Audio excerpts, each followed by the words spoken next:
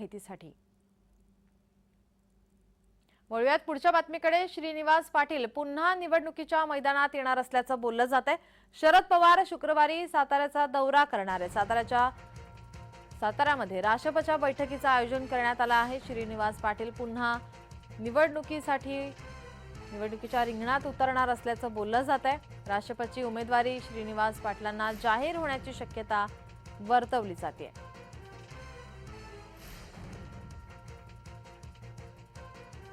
श्रीनिवास पाटील यांच्या नावावर शिक्कामोर्तब होण्याची शक्यता आहे।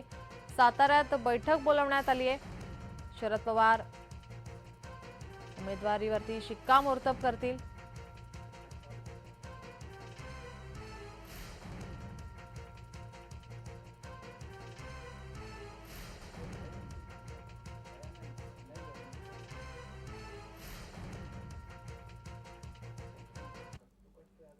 आपले प्रतिनिधी अजिंक्य धायगुडे आपल्यासोबत जोडलेले आहेत। अजिंक्य, राष्ट्रपची बैठक बोलावण्यात आली आहे, काय अधिकची माहिती?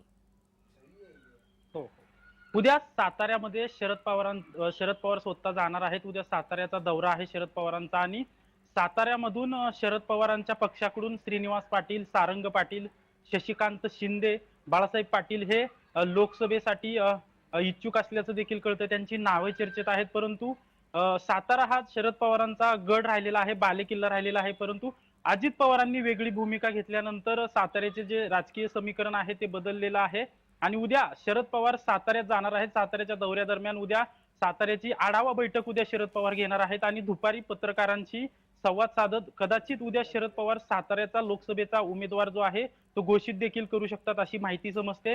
आपण जर पाहिलं तर काल उदयनराजेंनी जोरदार शक्ती प्रदर्शन केलं आहे। उदयनराजे देखील इच्छुक आहेत, परंतु त्या अगोदरच जर उदयनराजे उमेदवार असतील किंवा जी महायुतीची जागा आहे ती अजित पवारांना सोडली जाईल असं सांगितलं जातंय। जर उदयनराजे घड्याळ चिन्हावर लढतायत किंवा अजित पवारांच्या राष्ट्रवादीकडून आमदार मकरंद पाटील यांचे बंधू नितीन पाटील हे देखील उमेदवार असतील अशी एक चर्चा आहे।